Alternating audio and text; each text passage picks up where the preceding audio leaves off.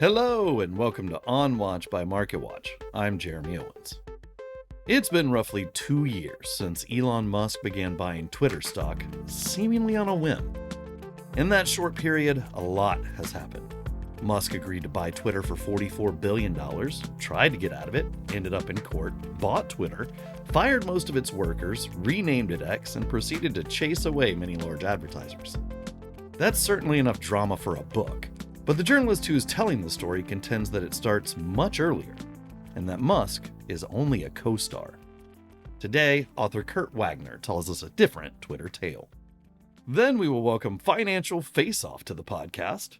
A popular MarketWatch column, Financial Face-Off presents two sides of an economic decision and issues a final ruling that everyone always agrees with. Just don't read the comments.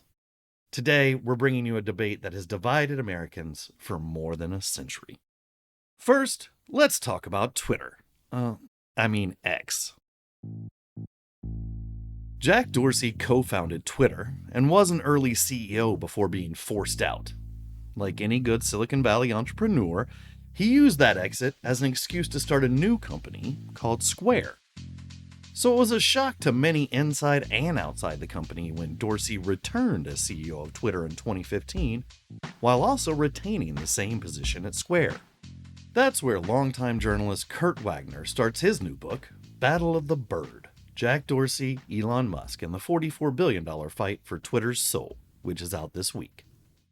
In it, Musk is largely a satellite character for the first half, which focuses on Dorsey's struggles with content decisions in the wake of the 2016 election of Donald Trump. But it wasn't politics that finally broke Dorsey and led to Musk's reign. It was Wall Street. When activist investor Elliott Management became Twitter's largest shareholder in 2020, Dorsey definitely saved his job, but became disillusioned to the point of eventually quitting as CEO. Battle of the Bird offers an in-depth look at these two leaders of Twitter, who couldn't be more different. The book portrays Musk and Dorsey as opposites. Dorsey is a boss who connects emotionally to workers, but struggles to affect any actual change in the organization. Musk is the change agent executive who acts with no regards to anyone else's emotions. Yet they work together to ensure that Musk took control of the company that Dorsey built. Kurt Wagner joins us to discuss how that change in power came about and Musk's first year at the company. We refer to the platform as both Twitter and X and discuss whether it will survive the years to come. You know, Kurt, when thinking about the tale of Elon Musk's purchase of Twitter, I tend to go back to when it all started early 2022 when he started buying Twitter stock. But your book starts much earlier than that, back in the summer of 2015, when Jack Dorsey returned as CEO of Twitter. Why was that so important to you in telling this story? I didn't feel like you could fully understand why Elon showed up to buy Twitter and why Twitter was in a position to be bought without understanding some of this history, right? Including who Jack Dorsey is, how he operates, the culture that he built at Twitter, his relationship with Elon, like all of those things to me sort of felt key to fully understanding and making sense of why Elon Musk showing up at Twitter's doorstep made sense. Yeah, and it really did bring back some things that I barely remembered. And the biggest thing I saw in there that really just made my brain explode a little bit was thinking back to activist investor Elliott Management coming after Twitter the first quarter of 2020. That ended up, in your telling of this story, being quite a crucial moment, a critical moment for Twitter, and really what pushed it toward what happened in 2022 when Elon came aboard. Can you talk about that a little bit and why it was so critical to this story? So I think there's two things that happened in that moment. The first is that was a really taxing experience for Jack Dorsey, right? This idea of these activists coming, gunning for his job, essentially saying publicly, this guy is not doing a good job of running the company he created. My understanding is that it impacted him personally, right? And we saw later on, he sort of admitted this, that was the moment he knew he had to leave Twitter. And so part of why I wanted to tell that was it feels like the first domino to fall sort of in this like Elon thing, because when Jack leaves, it creates this power vacuum where the founder's not there anymore, and it sort of opens the door for Elon to come in. So that's number one. But number two, I mean, when Elon ultimately showed up to acquire Twitter, he was really playing the same playbook that Elliott Management had done 2 years prior, right? I mean, he bought a sizable stake of the company in private. He showed up publicly suddenly as their biggest shareholder and forced them to the table to make changes. And that's exactly what Elliott did. They bought a $1 billion+ stake of Twitter. They came forward and said, hey, we're not happy with the way this is running. We're now a huge shareholder. You got to listen to us. And what they were able to force incredible change in a short amount of time. And it wasn't, it was less than 2 years later that Jack was taking his leave of Twitter and then going behind the scenes to talk to Elon. And the other really interesting thing from that moment is that Jack was fighting for Elon Musk to be put on the Twitter board. As they were reshaping the board, Elliott had asked for new board members. And in that process, Jack Dorsey was saying we should bring Elon Musk on the board. And the rest of the board just kind of said, nah, dude, that doesn't help at this moment. Yeah, that's right. And my understanding is he wasn't even seriously considered for the board, right? So it's not just that Jack is suggesting this and, the board is like, well, let's put some thought into this and did their homework. I think the general consensus was basically like, no, this isn't going to happen. We know from the text messages that would later come out in the legal situation here that Jack, again, felt betrayed by that. He texted Elon, hey, I tried to get you on the board. The board wouldn't go for it, but I tried my hardest. And I think those are the moments that sort of added up that ultimately kind of led him to side with Elon on this whole acquisition thing a few years later. Jack ends up leaving as CEO. His hand-picked successor takes over as CEO. He has his whole management team that he had built in place. And then he starts talking to Elon. What did you take from the court paperwork that showed the discussions happening between Jack and Elon? And do you feel in the end that Jack is happy with Elon taking over and continues to be happy? It's interesting because I have never been a founder. But I find that tech founders often respect other tech founders. They know what they've gone through. They've had this sort of shared moment. And it's hard for me to imagine that if Jack Dorsey, he's friendly with Elon, by the way, they're buds, they've hung out. If Jack Dorsey had gone to Elon and said, hey, man, I know you might be interested here, but I don't think you should take this company. I founded this company and here are the reasons not to. It's just hard for me to imagine Elon being like, okay, cool, thanks, but I'm going to ignore you. I have to feel that Jack Dorsey's endorsement of this, his encouragement of Elon, really gave him a much bigger opening to get something done than it would have otherwise. And so that's why I feel like this back channeling is so important to document is yes, Jack did just have one vote. Yes, he was just one kind of bird chirping in Elon's ear. But at the same time, I think having the endorsement and the encouragement of the co-founder of the company you're trying to take over means a lot. And the fact that Jack was so encouraging of Elon's takeover, I think is a huge reason it probably got done. The second half of the book is Elon buying Twitter, taking over Twitter, the moves he makes. A lot of that was very public. What did you really find as you were going back through that time period and trying to report it out that might have slipped through the cracks? What do you think was most important in that time period when all of that was happening that you could really point to and say, well, that's something that is going to matter as this goes on? I mean, there's a great anecdote. It happens about a week after Elon takes over. And at this point, advertisers have really started to pause spending on Twitter. They're starting to get nervous. What does Elon mean when he says the woke mind virus? Or what does Elon mean when he says free speech? What does that look like? Let's put a pause here and find out. And Elon, in this anecdote, Elon's pretty pissed, right? Because he's going, what the heck? I'm bringing free speech back to this platform. I haven't technically changed any of the rules yet. And yet all these advertisers are pausing. I don't get it. And he tweets, which is how he usually gets himself into trouble. He tweets something about going thermonuclear on advertisers who are pausing spending, right? A thermonuclear name and shame, I believe is what it was.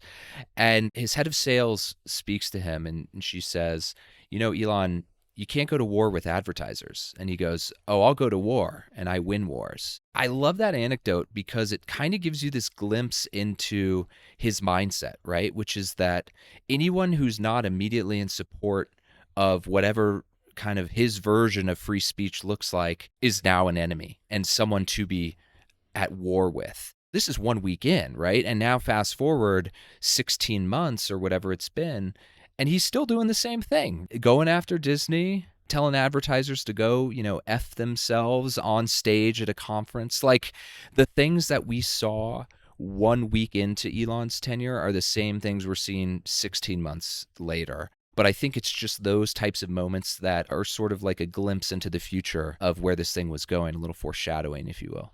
Right. And that's kind of the question you have at the end of this book, obviously, going forward is what happens now, right? You don't ever want to bet against Elon Musk because he has overcome people betting against him and his other companies time and time again. But he still doesn't seem to understand what it takes to run an advertising based business. And he has not yet been successful in making X a business reliant on other forms of revenue. So what is the path for Elon to succeed with, this thing he paid $44 billion for and is now would be lucky to be valued at $20 billion, maybe? Right. I mean, it's hard to imagine a different business beyond advertising simply because they've been thinking about that for years and haven't made it stick. We know that subscriptions would be a logical one, but that has already been tried and did not catch on at all. So they'd have to really revamp the subscription service or the offering to make that something that's possible. One thing that could work, and I say could very reluctantly, is this. You may have noticed they've sort of tried to pivot into like professionally produced video content. So they're doing like a deal with Don Lemon and a deal with the WWE, and they're trying to kind of create almost like TV, but for Twitter. And if you are a brand advertiser and you're reluctant to spend on Twitter, the one time you might is if you know your ad is running alongside content that is professionally produced by someone else. And that is the only one that I can see sort of like right now that they're working on that I'm like, okay, at the very least on paper, I could see where this goes. This is not a new strategy for Twitter. And the first time around, it did not end super well. With advertising revenue declining, is there a path to success for X? Could the platform actually die? And what would it mean if it did die? Well, I think the business at X right now is clearly not going well. We've heard Elon admit publicly that they're not cash flow positive right now. Their advertising revenue is down significantly from where it was 2 years ago. And so by all those measures, we know that Elon is sort of paying out of pocket to keep this thing going. When you think about, okay, well, is there a scenario in which Twitter does not exist and how do we get there? The answer is no, as long as Elon wants to keep it running, right? He has enough money to sort of like foot this bill as long as he wants. I think the question is, will he get tired of doing that? Will he get distracted by something else? Will he get exhausted of having to spend $1 billion of his own money every year to like deal with the headache of running Twitter? I'm not sure he has enough money, right? Like I know he's one of the richest men in the world, but a lot of that money is on paper. And he sold a lot of Tesla stock to finance the original acquisition of Twitter, as he explained in SEC disclosures. He's also had to disclose that he has used Tesla stock as collateral in loans. The Wall Street Journal reported that he borrowed $1 billion from SpaceX during this process. And the big thing now is that a Delaware court has stripped him of his huge multi-billion-dollar executive compensation package. So while he does have a lot of money on paper, I'm struggling to see if he has enough cash or enough avenues to cash to really finance this on his own. Right. And I think you bring up a really important point, which is that a lot of his Tesla stock is tied up as collateral essentially for other loans and things that he has taken out. So maybe it's not quite as liquid as it seems. I think in terms, to answer maybe the second part of this question, which is like, okay, let's pretend it does go under, X disappears. Why does that matter, right? And I think in 2024, that's a pretty valid question, right? Like, are we at the point where these social platforms are serving the same sort of important service to connect people in the way that they did maybe 10 years ago when everyone was sort of like just joining and it was coming onto the internet and things like that?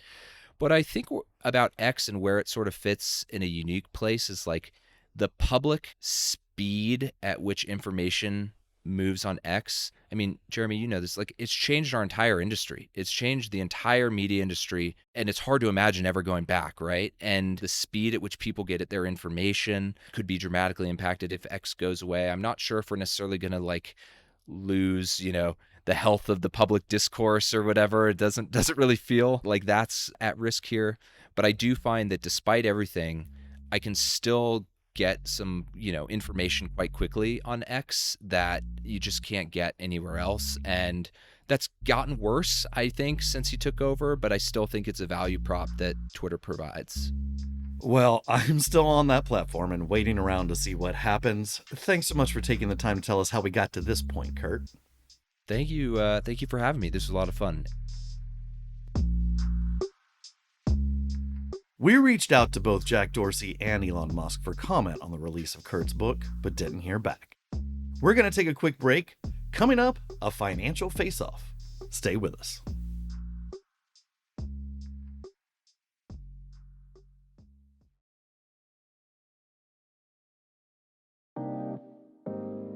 Welcome back to On Watch by MarketWatch.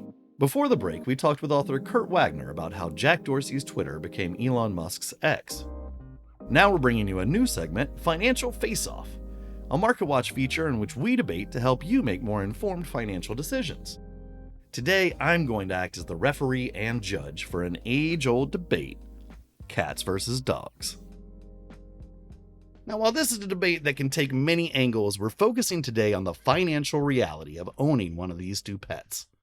Obviously, there are also factors that go into cat or dog ownership that are harder to put a price tag on, including emotional connection. But we're focused here, as we typically are at MarketWatch, on the money. Before we begin, let me stress that despite being a proud University of Georgia Bulldog, I can be an impartial overseer of this debate. I own both a black cat named Ozzy and a fat gray pit bull named Radar, whose snoring has to be edited out of this podcast constantly. Joining us today to attempt to sway me to their side is the creator of Financial Face-Off and MarketWatch's personal finance editor, Leslie Albrecht, who'll be arguing for the dogs, and news editor Nicole Pesci, who'll be fighting for them felines. So let's turn to our panelists now. We're going to start with cats and MarketWatch news editor Nicole Pesci. Well, for full disclosure, let me just share that I am a cat owner now, but I have grown up having dogs. I do love them both. But I gotta say, one of the key reasons that I have a cat right now and not a dog is that my tabby fits into my life financially in just a much better way. First up, cats are smaller, right? So that makes them less expensive to take care of in a lot of different ways. They're generally less expensive to buy or adopt up front, and their medical expenses are often less. A Rover.com's 2023 Cost of Pet Parenthood survey had broken down the cost of cat ownership versus dog ownership, and guess which one clawed the least cash? Cats. Thank you very much.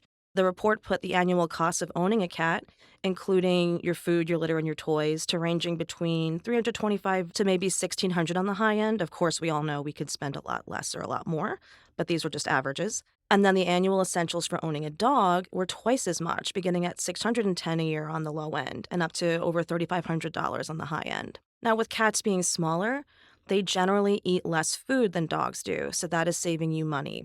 Cats are also famously low maintenance. Do you need to walk a cat? No, you do not. You can just leave your cat at home while you're at work.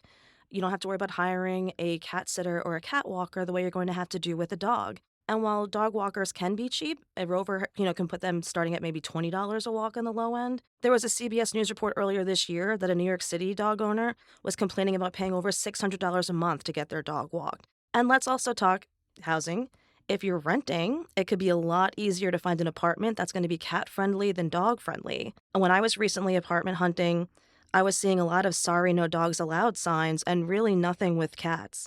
So, my choice of a cat as a pet wasn't literally shutting doors for me. So, we love them both. It's an emotional decision. But if you're really just looking at the money, and this is financial face-off, and we're talking dollars and cents, cats make a lot more financial sense than dogs.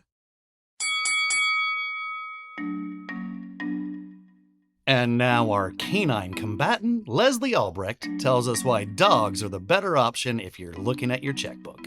Jeremy, the phrase canine combatant implies that I am a dog, but I will let that slide. Our combatant for the canines. How's that? Okay, that sounds good. Yes, I'm happy here to represent the dogs in this fight, which is a very important decision for people. And Nicole, you talked about the smallness of cats and how they're a bargain. But at MarketWatch, we like to focus on things that are good investments. And dogs are a great investment. I fully acknowledge that they are more expensive to own and maintain than cats are. But listen, they're a great investment because owning a dog forces you to do 3 activities that are good for human beings. Number 1, they make you go outside. You have to walk the dog.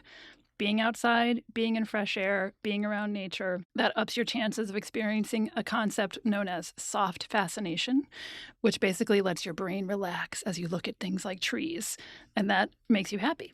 Number 2, you have to walk the dog, which is the best form of exercise. It will help you live longer, also improves your mental health and happiness, and your acuity and focus. Number 3, dogs make you interact with other people in your neighborhood because you take them to the dog park and then, you have to talk to the other owners and say, is your dog friendly? Yes, my dog is friendly. Can they play together? Since we got a dog, I have made so many friends in my neighborhood. I do not know their names. I know their dogs' names. But you know what? I have a guaranteed smile in my life every day because of those interactions. So even though dogs cost more upfront, I think the long-term ROI on the DOG is undeniable. Excellent arguments. I can see the passion on both sides. A couple of follow-ups quickly here. Now, we had a bunch of numbers there from Nicole, but I think that's a baseline.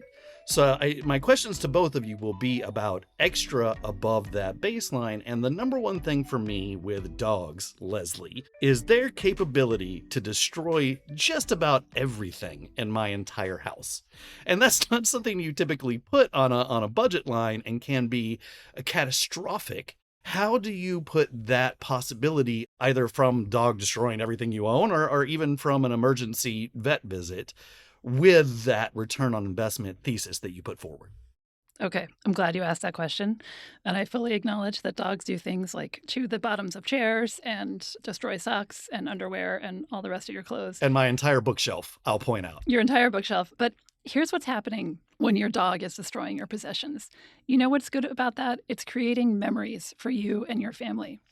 It's creating stories that you're going to tell each other about the time that Cosmo ate all of the socks, and you're going to laugh about it for years to come. Again, it's a return on your investment. It's going to improve your mental health. Okay, I will put destroying my bookshelf as improving my mental health on my list of things I've learned from Leslie Albrecht. Now we move to Nicole.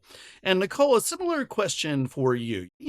Cat owners tend to go a little bit overboard sometimes. I do know people who knit and purchase cat clothing and other elements, other products for their cats. So how do you see that as a possibility, again, for extra expenses above and beyond the kind of baseline that you laid out for us? Sure. Well, first of all, when we're talking about those fun additional expenditures like sweaters and toys and whatnot, dog owners are equally in that camp along with cat people. But as far as additional expenditures like emergency vet bills or things like that, I have some moreover.com data here too. And for additional cat expenses like that, their figure for the year ranges between $1,170 a year to $3,600 a year for cats. For dogs, it starts at $1,390 a year up to over $4,000. So even with these kind of emergency expenses and optional expenses, dogs are more expensive in that regard. Okay, and that is it for our arguments, and it is time for referee and judge Jeremy Owens to weigh in and say which side I think won this debate. And honestly, it is financial face-off, so I think there's an obvious winner here, and it is cats.